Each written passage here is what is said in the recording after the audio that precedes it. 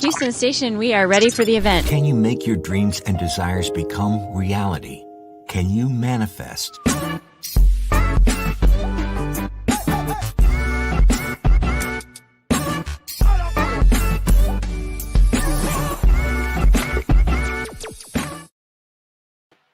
Hello, everybody. We are manifesting again, and I have some amazing ladies with me. I am just going to make sure that everybody can see us, and then I'm going to add my friends and guests. I have Debra. That's Debra Zachau, Trina Amiot, and the lovely Calley Nelson.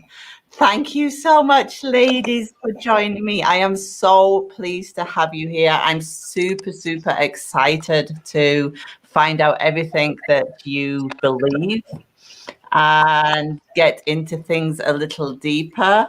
If those watching want to put their names and a hello in the comments, it would be lovely to see you. The ladies can all see you too. Hi, Annette. Hi, Yasna. And we're going to get right into it today because we're talking about manifestation. And if you know anything about the current situation, you'll know that we have a conference coming up in December, the 5th and 6th of December, which is manifesting time. It is time to leave 2021, or no, leave 2020 behind and move into 2021 in a better place, a better frame of mind. So that's exactly why we have our friends here today, to find out what they believe about manifestation, what they will be talking about at the conference, and maybe a few tips on how to make life better going out of 2020 or just in general. So hello, Debra. Hi. It's good to hello, ladies, all of you, but Debra, hi.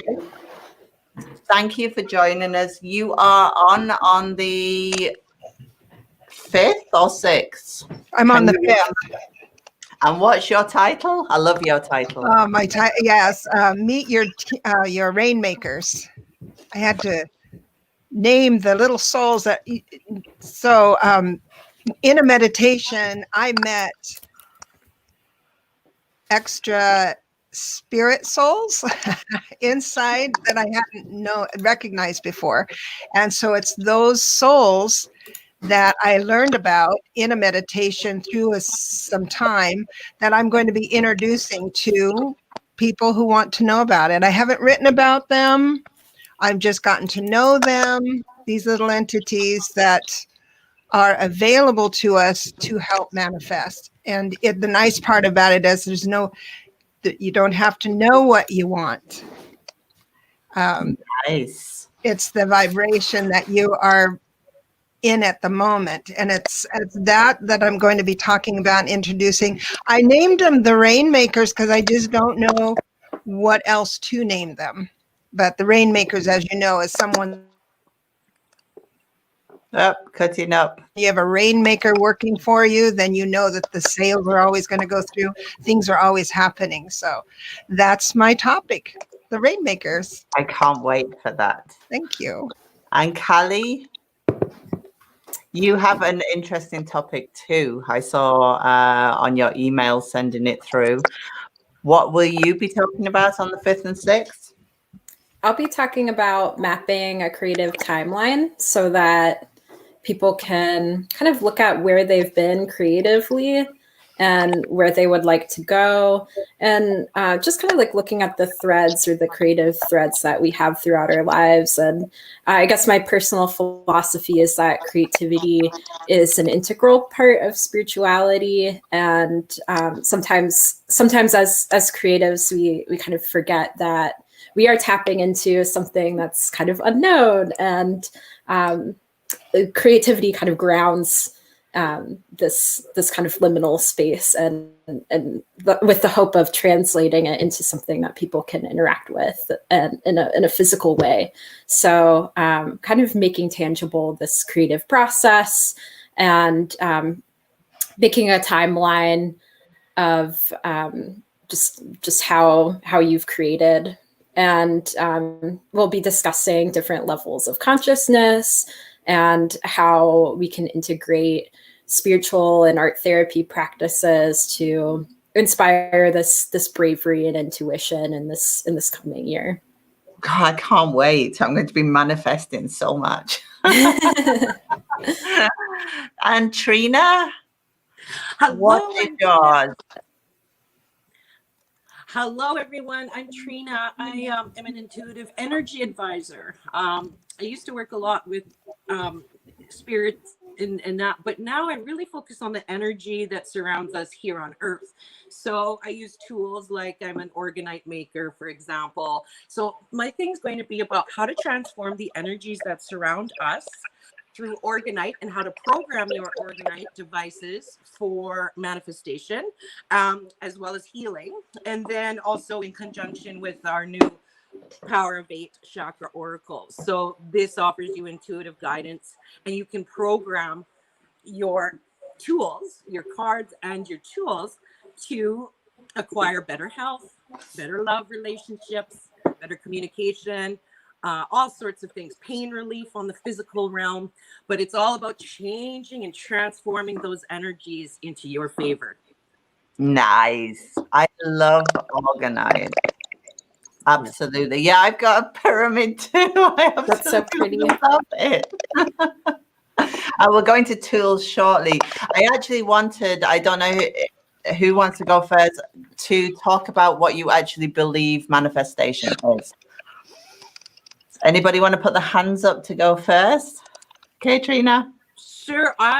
It all starts with the mind, the mindset. This is our CPU. This is where it all begins. This is where all your blockages and all your fears and everything that's wrong, we need to reprogram. And throughout time, it's like our CPU gets viruses, and we want to cancel, clear, delete those as best we can. It all starts in the mind for me. Am I on? The mind, that's true. And then I believe that if you have the impulse, the mind, of course, and then the impulse to action, because if you stand in one spot, you can't, the energies around you can't course correct you if you stand in one spot.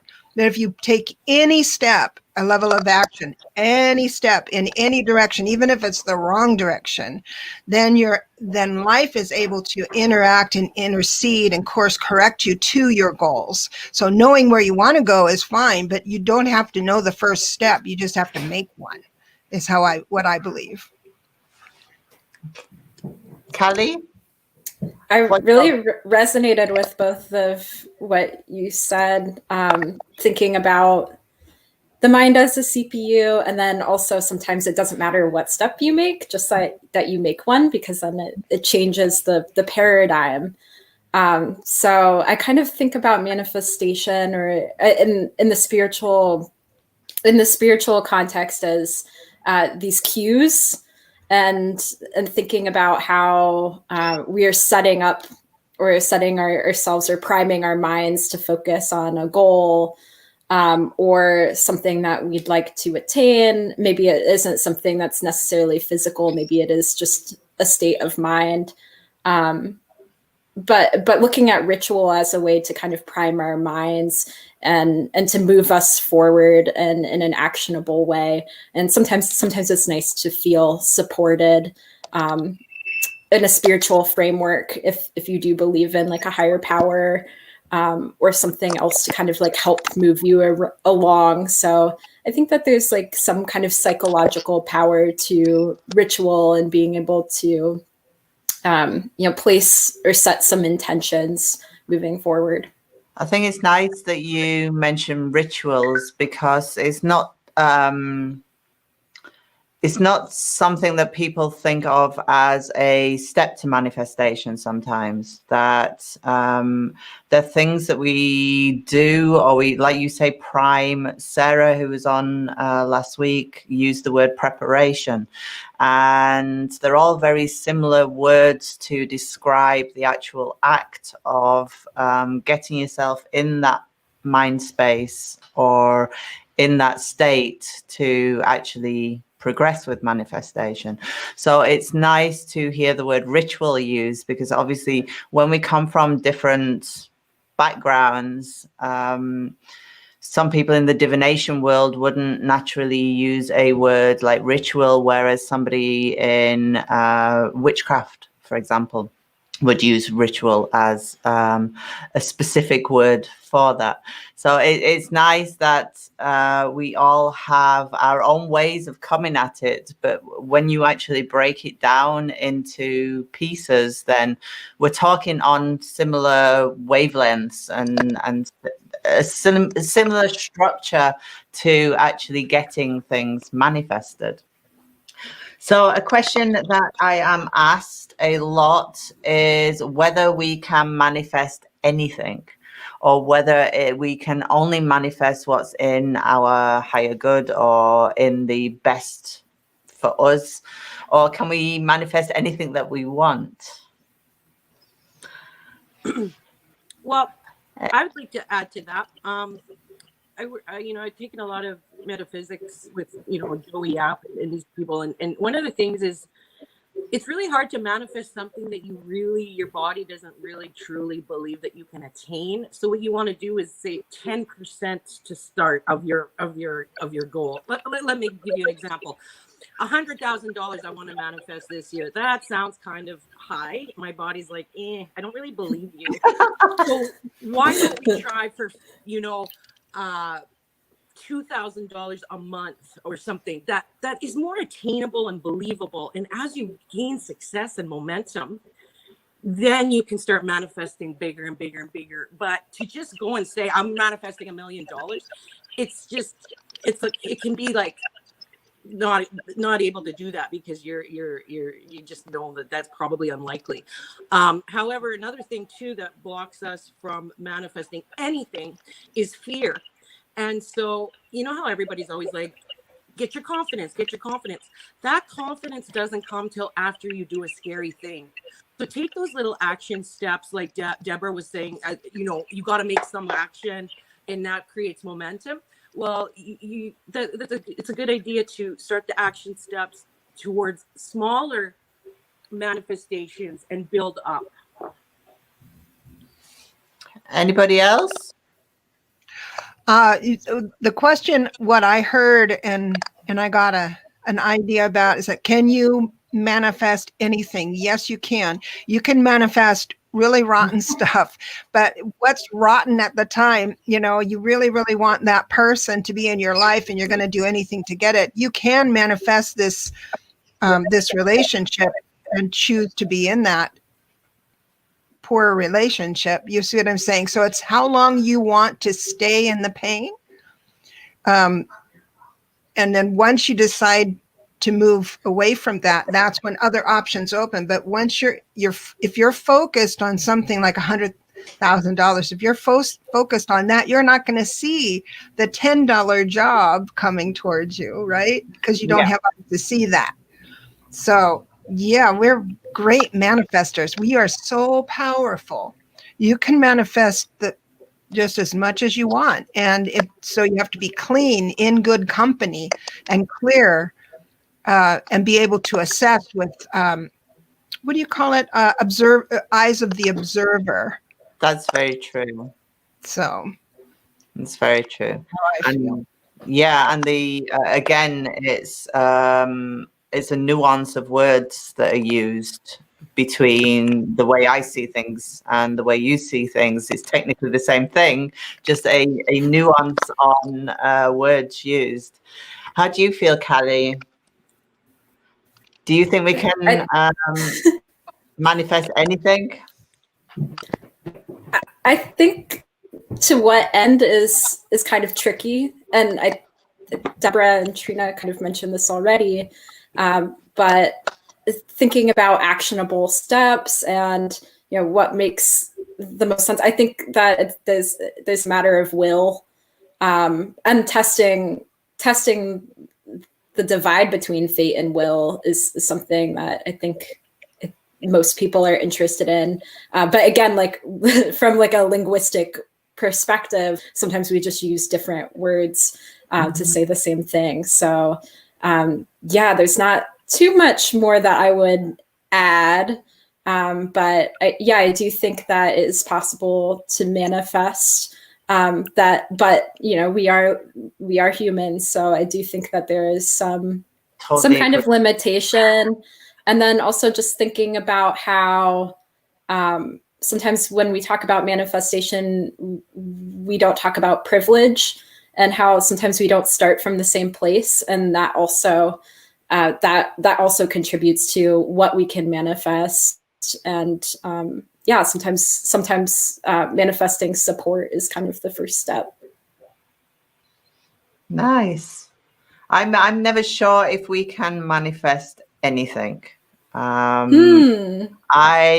have my thoughts that we can set a manifestation, we can set the intent that we want, but if it's not in the overall universal plan of things that's good for us or that is needed, then I would question whether we can do anything.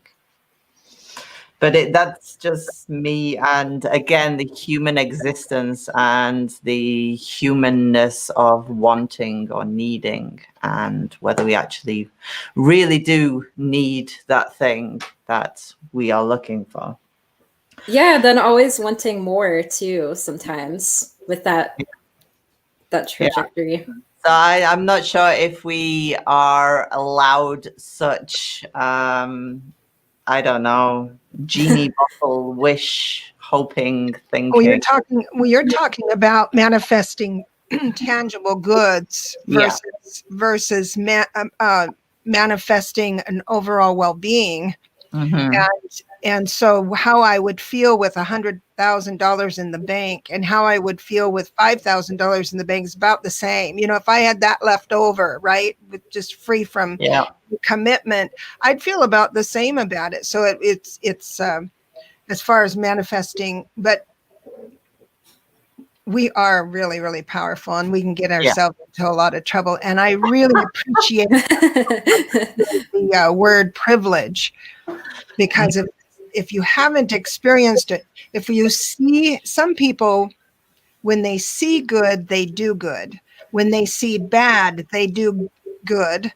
And some people need to experience what good and bad is. So it's that level of options that we have when we're little kids that can bring around some quickening of our feeling of power in the world. So that was a tangent. Sorry. It's perfect. I like tangents. Yeah, Deborah, you remind me when you said whether I have 5,000 or 10,000, it don't make much difference. Because I was watching the Zen Millionaire. He's a Japanese fellow. He's very spiritual, but he's with money, and how money's an energy in that. And he shows us techniques on how to get more money, which, let's face it, that's what everybody's sort of thinking about right now with all these lockdowns. Money is a big thing right now. So let's just stick with the manifestation, the material, just for a moment. But he was like, I've interviewed 12,000 millionaires or something like that. And he's written like 56 books. And there's something in common that even if you have a bunch of money, for example, or, he'll ask, do you feel, at what point did you feel wealthy? Like, did you really feel like you're wealthy? And many of them said, I don't feel wealthy. What do you mean you don't feel wealthy? How come? Because my jet only fits 6 people. I really want right? You get the point. But so it really is about money is not everything if the rest of your life doesn't feel proper. So like you said, Deborah, we also have to focus on our relationships. We also have to focus on all that stuff, and then be grateful for your bills. So when you go to the mail and you get your bills and you're like, instead of saying, oh, more bills, you say, thank you, bills. This means I have resources. I'm actually getting billed for something, which means that I have power. I have water. I am thankful. Thank you. Go out. I'll give you the money and bring back your friends when you come back. It's like, thank you in, thank you out sort of thing. But that can help with manifestation by being that attitude of gratitude. and practicing that in our daily lives as well to bring in more abundance, for manifesting more abundance. But I just thought that was interesting, Deborah. You just reminded me of that. Well, I think it's the word that I think all of us have used at some time is well-being, and meeting our own well-being. Now, that won't be just met by one part of your life or manifesting one part of your life. Obviously, it helps, but it won't be solved by just looking at one part.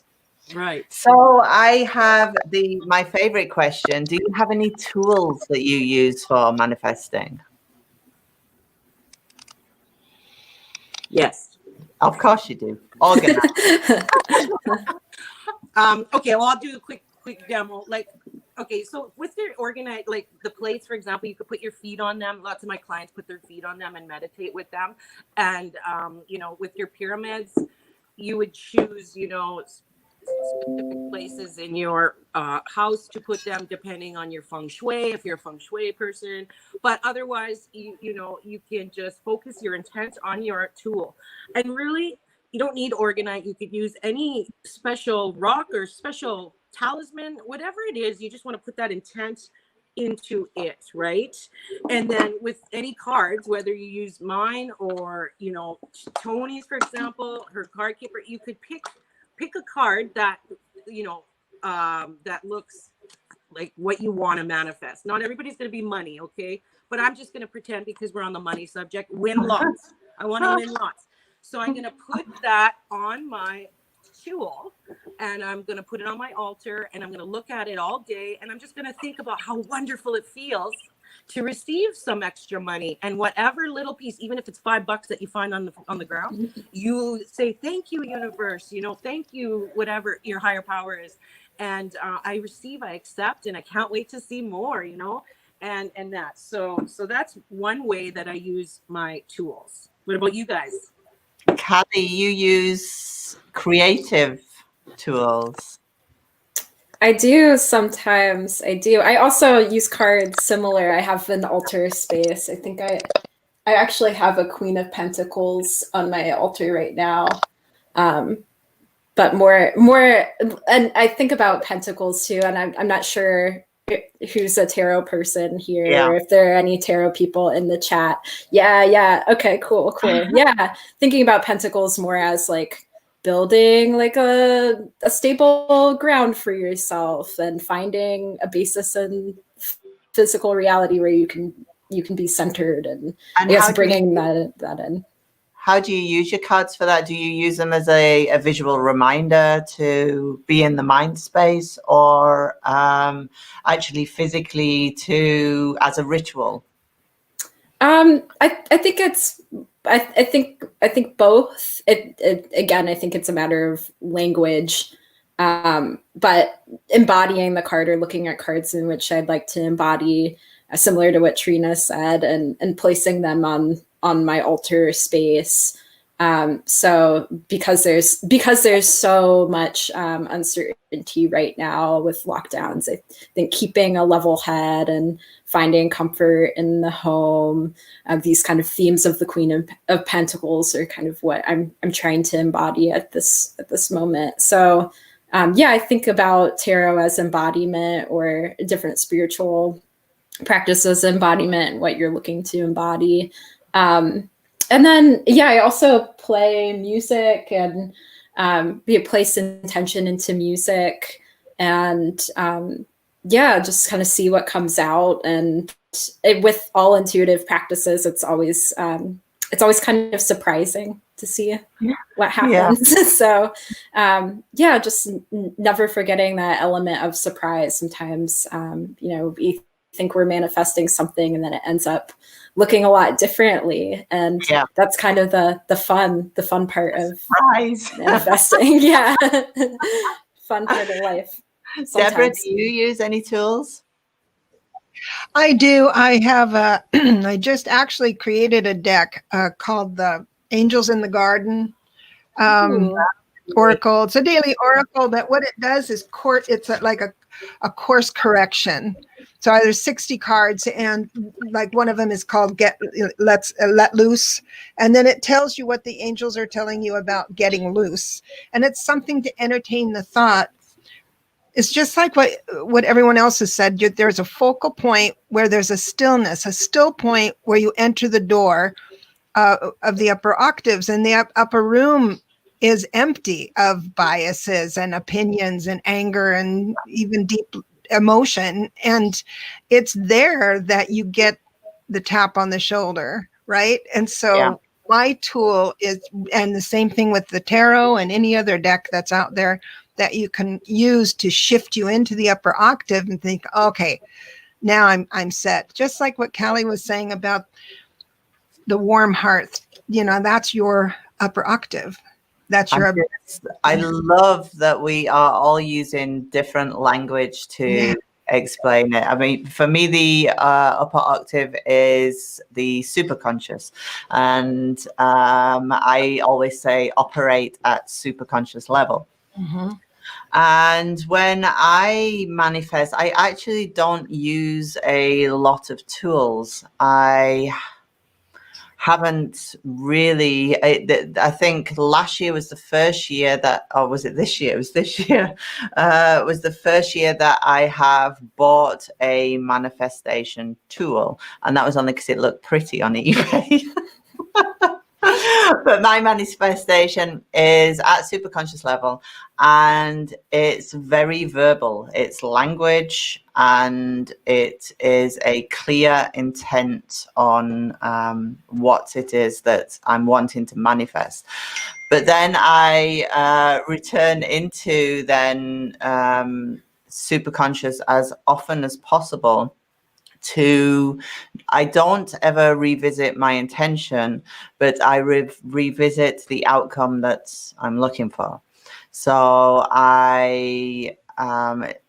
it's not the law of attraction exactly, because I don't revisit the intention. I have this thing that if I revisit it, then I'm messing with it, or I am pushing it or poking it. And so I never revisit the words I've used, but I revisit the feeling of the end outcome. So, and I don't try and take specific steps. I actually, for me, if I then sit down and say, okay, to get there, I've got to do this, this, and this.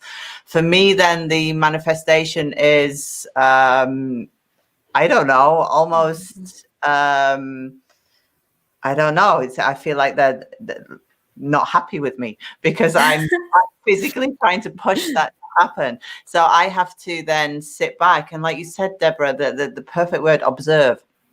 Yes, I'm still doing my preparation, my rituals, or anything to get back into that state. But I am not forcing that actual end outcome to happen. And a manifestation object, for me, I set the intention once with a manifestation object, and then I leave it. Again, I'm not allowed to think about it. I'm allowed to feel the end outcome feeling. But I think for me, the object is more a visual reminder, like, oh yeah, don't forget to feel that feeling, or oh yeah, don't forget, rather than anything else. Or it's like you say, Calley, it's the actual ritual. For example, the Daruma doll that I bought this year because it was pink and pretty on eBay. You have to, when you're doing the intention, you have to draw in one of the eyes. And while you're drawing in that eye, you are going through your intention and what it is you want the outcome to be. And like you say, Calley, you have to then wait for surprises, real big surprises to come on the way. Okay. So, oops, I've lost my questions. I do have more questions. So if somebody came to you with a specific manifestation, for example, relationships, What advice would you give to that person? What would you tell them that their first step in the situation should be?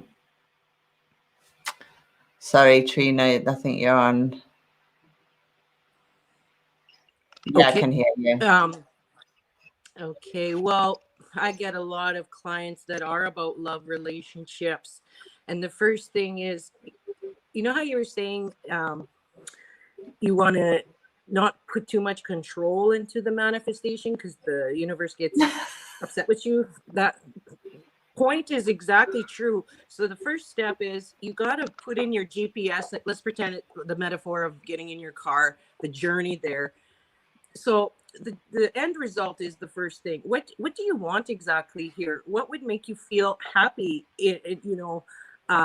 What's the end that you're going to plug into the GPS? Okay, then I show them strategies to get them started off into fixing or mending the relationship, and then the whole thing is that maybe in the end you start to realize that that's actually not what you want. You want this, but you might not get it staying with this person, for example, or something like that. Suddenly all these potentials are available to you, and you realize, it's really a journey about ourselves too, is learning more about ourselves. And we change through time. Like as we get older, our paradigms shift, we change and then that too. So all these sort of variables are in this equation. So but your question was, what's the first step? It's what do you want? What exactly? Let's get to the bottom of what you desire.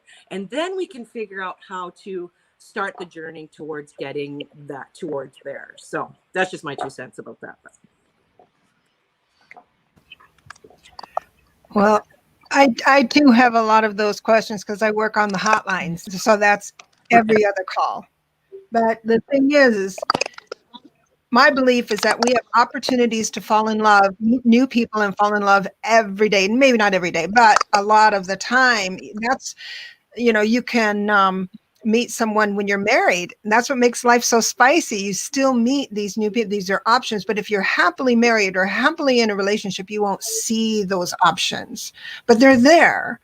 And so I actually last year had someone call, and she was moving. She wanted it, and she just wanted a happily ever after, right? And I said, okay, I go back to my at the level of action stuff. And I said, here we are at the holidays. That's when we can go out and meet everybody. But I said, even if you're too busy to go to, if you're invited, if the world came to you and said, please come to my party, and you're going to say, I'm too busy or tired, that's not to do. So your homework is to say yes to every opportunity the world brings you. And at the level of action, get dressed, go to that party, just stay for 30 minutes. That's your homework. You don't have to stay long, just 30 minutes, and open up those opportunities to meet someone new. And she called back later and said, I did that. I didn't want to go to the party, but I did. She did meet a happily ever after. So I'm always big at the level of action. Knowing what you want sometimes changes, like you said. And so wanting to feel relevant in a relationship between two people, I want to feel relevant to that other person. And sometimes you can't say it's tall, dark, handsome kind of stuff, right? It's just this feeling.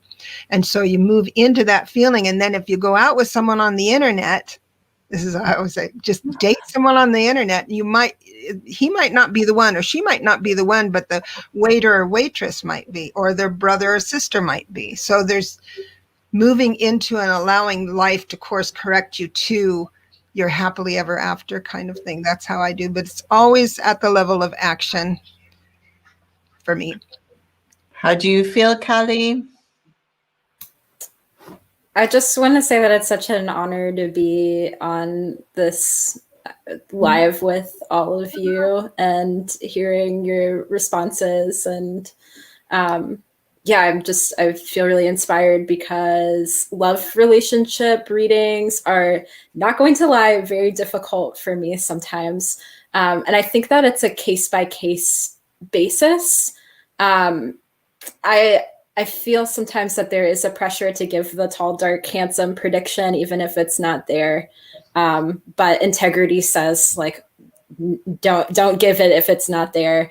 And I also believe that like any question in tarot or in psychic readings is fair game. People are coming to psychic reading and to divination because they're curious and they have questions, and and in my practice anything's fair game. But sometimes it can be challenging to give answers that have that agency component. Like if you are with someone and it's not going well, then, you know, instead of waiting for this person to decide to end the relationship, maybe it would be better to move into ending the relationship on if that's how if you feel unsatisfied. So I think that it's tricky. It's really tricky, and I think it's a case by case basis. As a reader, I have received calls from people who have been in abusive relationships. I've also received calls from people who have been in relationships that were just going through. They were going through a rough patch, and they were able to work it out. And I think digging into that personal truth of the person and like asking questions that kind of reflect personal truth, what this person wants, what they're looking for in a partner, and then just seeing if that person is in their life, or if it's not. Again, like Debra was saying, maybe going to a party is a great idea. We see like different cards pop up for relationship readings, like Four of Wands sometimes pops up as that like go to the party card. Sometimes Queen of Wands or Queen of Wands reversed, like wait for them to kind of come to you. That's kind of the counter, I guess, to the Four of Wands. So I think it just kind of depends on the context, really. I think it's nice to put it in the context of a personal thing as well, because we have to step away from it, because it's not actually ours to take on. It's not our manifestation to actually take on ourselves. And as Trina said to begin with, that you have to ask very, very much what is it that you want. And I find that a whole heap of my clients have no idea what they want. They know they want a feeling of being loved, or they know they want an outcome of happy days and roses, but they don't actually know how or where or what that actually entails.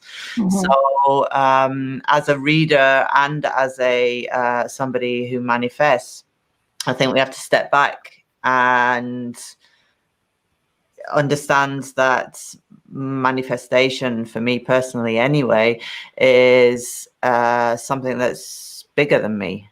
Something like you say, the surprises that come along, it's entirely bigger than what I am or what I am capable of understanding at that minute in time before it all happens. So it is a case of taking personality out of it, taking personal experience out of it, because sometimes even our personal experience don't get us ready for that thing that's coming, because it can hit us like a train. Sometimes I get questions, actually. I had one last time on really practical things, and not money, but things like manifesting weight loss, so a real practical, how do we start manifesting something on a daily level rather than on this huge universal level? Is there any difference between manifesting the smaller things in life and manifesting the large? So I think it's the same for the small to, again, that if you wanted to lose weight, just in your mind, you can say, I'm losing a half a pound a day, and do that and say that over and over again as you're on a walk. so the two goes together. Again, the level of action type of thing. But I think when we go shoot for the big stuff and we get that half a pound loss a day, we kind of think, oh, I wish it was more, or instead of the little stuff. That's my opinion. Yeah, I agree too. About the journey there where you have your surprises. So let's say you want to manifest losing weight. Well, suddenly maybe some more YouTube videos pop up on your feed that, suddenly you see Toni, what's his first name? Ferris? I forget his first name right now. But he's the 4 hour, he wrote the 4 hour work week, but he also wrote, this whole weight loss thing I've tried it. It's amazing, by the way. But anyways, things will come to you, opportunities like the party, or like, and then you can decide if you want to try that. But that's one of the things, is that all these little surprises the universe sends us to help us on the journey, which is really fun too. So keep an eye out for all those little things, those little pieces of your big puzzle. So whether it's big or small, I think that it's all the same. It's a journey, it's a process. And I don't think we as humans are ready to be full-fledged manifestors like our cosmic neighbors, for example, who are they can manifest on a whim. I don't think that us are there yet. We're still evolving, as a conscious here on Earth. So, it's going to take a while, but you can start, start in chunks and enjoy the ride. And that's the big thing, is find the joy in the journey. I think that's an interesting thing you said there about conscious and consciousness. And how do you feel that that we could be a conscious collective on manifestation? Is it even possible as a collective to manifest something huge? Yes, I do believe that. Even in my groups that I'm part of, we do like group meditations where all at one time of day, we all focus the energy on something. And I like to do spoon bending with my mind and telekinesis and all that kind of stuff, where it opens up, you realize how powerful you are as a human.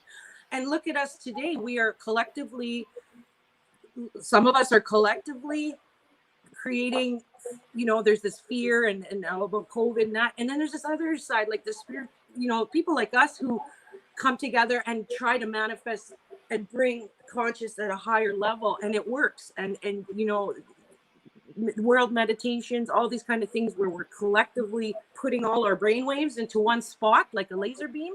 So powerful. So yes, I do believe if we all switched to a collective conscious together, that would be the secret to us getting into the next dimension, that next frequency of vibration that we were seeking at this time. So how do you feel, Calley, on that? I think that it goes back to this mind-body connection and this level of action, like embodying the prayer or the meditation in your daily life. So if you want change, being an agent for change, and being in community with people who are also agents for change.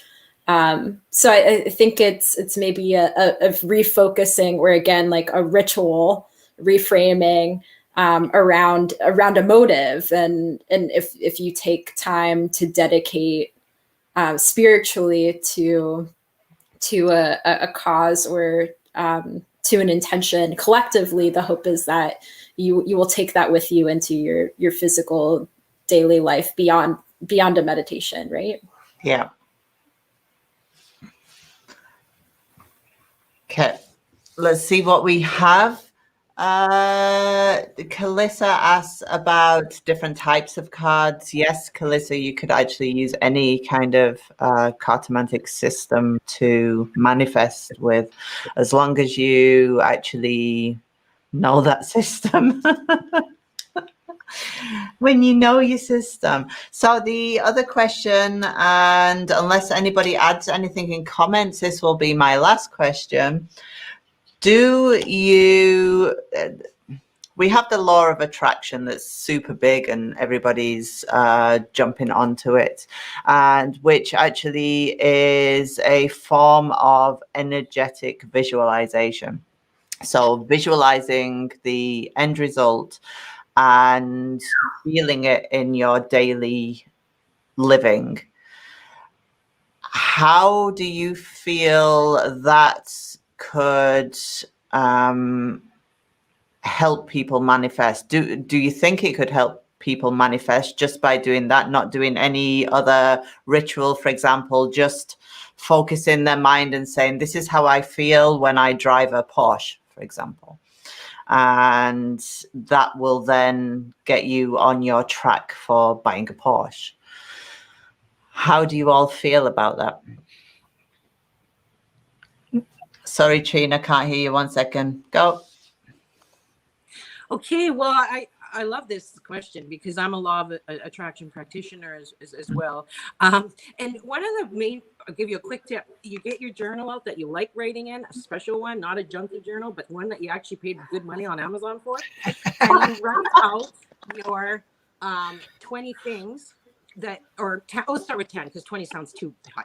10 things that you are thankful for. So 5 of those are things that you are thankful for right now in the present, but the other 5 are things that you want to happen, but you sprinkle them in your list of 10. You shuffle, okay? So your brain doesn't know what's real or what's not, and so then you'll see, you know, at what I do this every year, and then at the end of my year, I look at what all came true, and 9 out of 10 things will come true this way with this simple procedure of journaling and mixing up what you don't have with what you have. But you write a letter to yourself. Thank you. I am so grateful for this. And you, as you're writing it, you're feeling how amazing it is to have this wonderful relationship with your husband or wife, and how your kids are doing so healthy and well, and that. And then you're also sprinkling in there, you know, and my Range Rover. Oh, I love it, that red Range Rover. It's so awesome to drive around, right? And you don't have that yet, but your brain doesn't know the difference because it's sprinkled in within all the stuff you do have. It works really well. So thank you. Deborah, do you have any thoughts on that? You know what? My mind hooked into something you said and it's stuck. And you said, if I keep remembering how I would feel driving a Porsche, or this is how I feel when I drive a Porsche. It's interesting because it's like, what if you discover that closes the door of you discovering that you really enjoy driving the Range Rover? Yeah. Like, how specific do you get when you want something? Because that pairs out everything. And I go by feeling, and that's how feeling in action. And I must say it's paid off in spades for me personally. I have like the perfect life, and I'm going to say it to everybody. My life is so awesome. And it's because I only say yes when I mean yes. I say no when I mean no. I go to bed when I'm tired. I wake up when I'm rested. Those are my foundation things. As far as only thinking I'll be happy with a Porsche, I have found there's a suit too tight for my preference. Mm-hmm. But some people it really works for, I think. It's such a nice way of putting it, that the suit's too tight. Because you do have these then, like Calley said, the surprises, you would miss out on you wouldn't see them because you're too Porsche oriented. So I think it's nice. It's a nice way of thinking about it. The suit is too tight. What do you think, Calley? I get really conflicted around law of attraction because I see how a lot of principles are helpful and have used principles in my own life. But again, I think sometimes there's some kind of spiritual materialism stuff there. If you really get that Porsche, are you going to be happy? And then also, what are the trade-offs? Like, how much time do you have to sink into your work, or how much do you maybe have to charge in order to get that Porsche? So kind of just thinking about like the ethical considerations of law of attraction, and like, is it really worth getting that Porsche if you have to, employ exploitive business practices? And then also, going back to Jerry and Esther Hicks, and I think sometimes there can be some ableism there too, and just recognizing that sometimes some people are better at law of attraction than others, and it works for a lot of people, and it doesn't work for some people, and it's not anyone's fault if they have a disability. That's my personal belief. Like, I think that it's not. There are different factors at play than just us wanting something to happen, and I think it's interesting to test that divide of willpower and fate, and that's the interesting part about this field is testing that divide. Love it. Absolutely love it. And I love you ladies, all of you, all three, for being with me. Thank you so much. We're going to be doing more of these. We're going to be on almost nightly until the 5th and 6th of December, unless I drop before. But I will see you ladies there. If you could visit the video at the end on my YouTube channel, put all your links in so everybody can be linked up with you all, and we'll see you all on the 5th and 6th of December for sure. If you don't have your ticket, make sure that you get one now at the World Divination Association, so that we can all manifest the best 2021 for all of us. Thank you so much. Have a wonderful evening. I am going to click on end broadcast and wave and smile at the camera.